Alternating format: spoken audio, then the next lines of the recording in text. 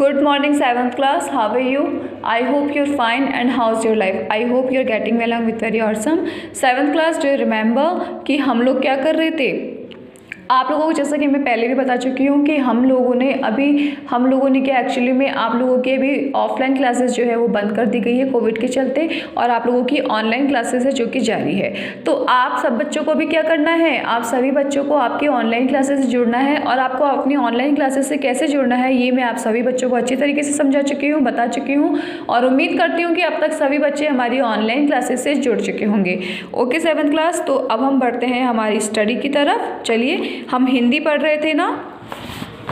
हिंदी में chapter number 15 था बच्चों, जो कि हम लोगों ने कंप्लीट कर लिए थे और पढ़ लिया था मतलब पूरा। और आज हमें क्या करना है, आज हमें उसके क्वेश्चन आंसर्स करने हैं। ओके 7th क्लास, तो देखिए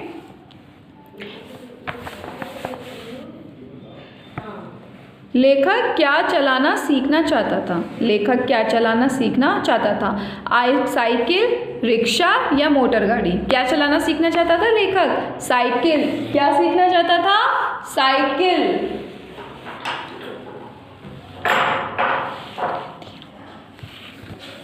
दूसरा क्वेश्चन देखिए, लेखक किससे टकरा गया? ट्रक से, कार से, रिक्शा से या घोड़ा गाड़ी से? किससे टकरा गया था? घोड़ा गाड़ी से। किससे? घोड़ा गाड़ी से।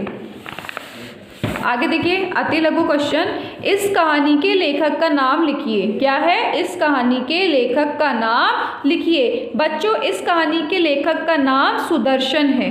क्या लिखोगे? आप सिर्फ सुदर्शन नहीं लिखोगे। देखो यहाँ लिखा है ना मैंने, जैसे सुदर्शन, आप सिर्फ सुदर्शन नहीं लिखोगे, आप ऐसे लिखोगे, इस कहानी के लेखक का नाम सुदर्शन है। ठीक है।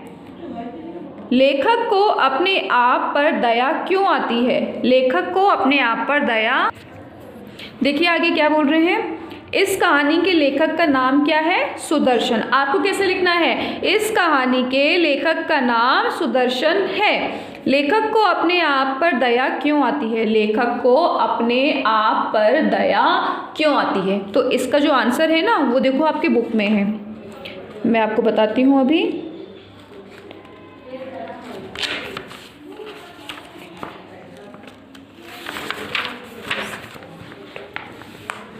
देखिए ये रहा,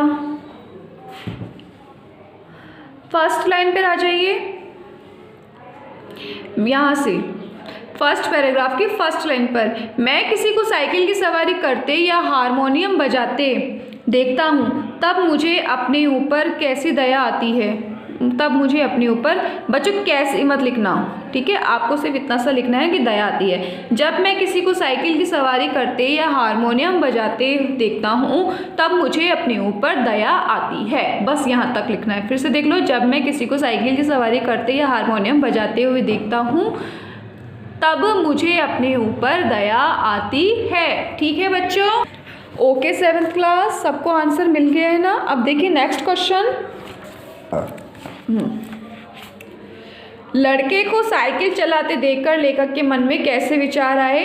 लड़के को साइकिल चलाते देखकर लेखक के मन में कैसे कैसे विचार आए? अब आपको आंसर में क्या लिखना है, देखो मैं बता दूं, आपको आंसर इस तरीके से करना है, यहाँ से लगाना है पहले क्वेश्चन में ही, लड़के को साइकिल चलाते देखकर लेखक के मन में, यहाँ तक है ना, लेखक के मन में लज्जा और शर्म जैसे विचार आए। ठीक है, लड़के को साइकिल चलाते देखकर लेखक के मन में लज्जा और शर्म जैसे विचार आए। ओके, समझ में आ गया।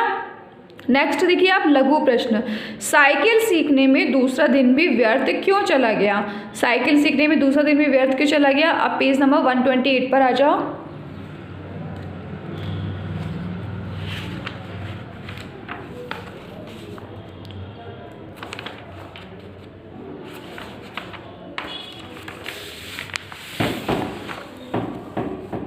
लघुत्रात्मक का पहला क्वेश्चन है ये, है ना।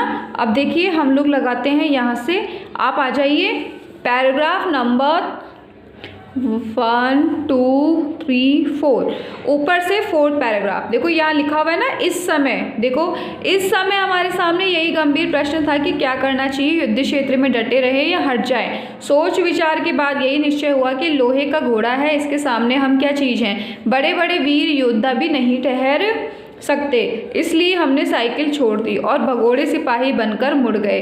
पर दूसरे ही क्षण साइकिल अपने पूरे जोर से हमारे पाँव पर गिर गई और हमारी राम दुहाई बाजार के एक सिरे से दूसरे सिरे तक गूंजने लगी। उस्ताद लस्सी छोड़कर दौड़े आए और दयावान लोग भी जमा हो गए। सबने मिल मिलाकर हमारा पाँव साइकिल से निकाला। भगवान के एक भक्त ने मरहम का डिब्बा भी उठाकर हमारे हाथ में दिया। दूसरे ने हमारी बगलों में हाथ डालकर हमें संभाला और सहानुभूति से पूछा, चोट तो नहीं आई? जरा 2-4 कदम चलिए, नहीं तो लहू जम जाएगा। इस तरह दूसरे दिन हम और हमारी साइकिल दोनों अपने घर से थोड़ी दूर पर जख्मी हो गए। सबको मिल गया। देखो यहाँ से इस पैराग्राफ से लेकर के दूसरा पैराग्राफ है ना, इसकी फर्स्ट लाइन तक, यहाँ तक लगाना है। सबको मिल चुका है ना बच्चों? पेज नंबर 128 पर है। अब हम करेंगे लघु का दूसरा। लेखक शहर के बाहर साइकिल चलाना क्यों सीखना चाहता था? पेज नंबर 127 पर आ जाओ बच्चों।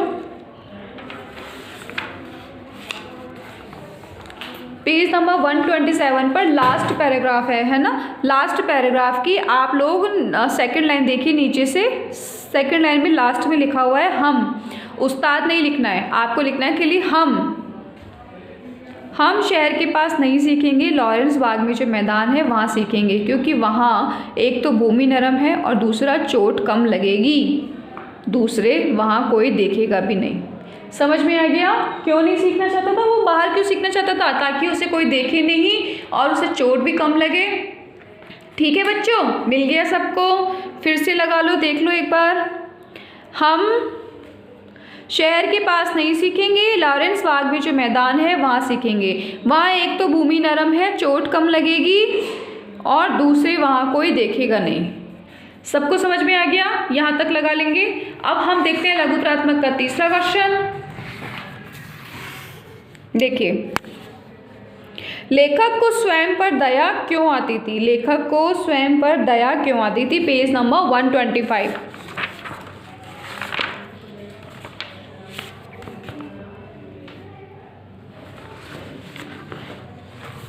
देखो आप लोग पेज नंबर 125 के ऊपर फर्स्ट पैराग्राफ की फर्स्ट लाइन देखिए। हम लोगों ने अति लघुत्रात्मक का एक क्वेश्चन लगाया था ना, वहीं से। जब मैं किसी को साइकिल की सवारी करते या हारमोनियम बजाते हुए देखता हूँ तब मुझे अपने ऊपर दया आती है। सोचता हूँ भगवान ने ये दोनों विद्याएं भी खूब बनाई हैं। एक से समय बचता है, दूसरी से समय कटता है, मगर हम तमाशा देखिए, हमारे भाग्य में कलयुग की ये दोनों विद्याएं नहीं लिखी गई।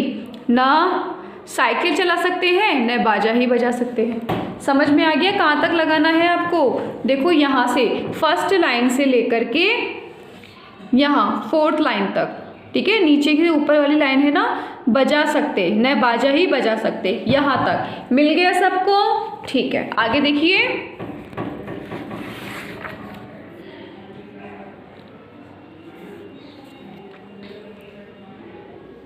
लेखक ने साइकिल को हाथ लगाना क्यों छोड़ दिया?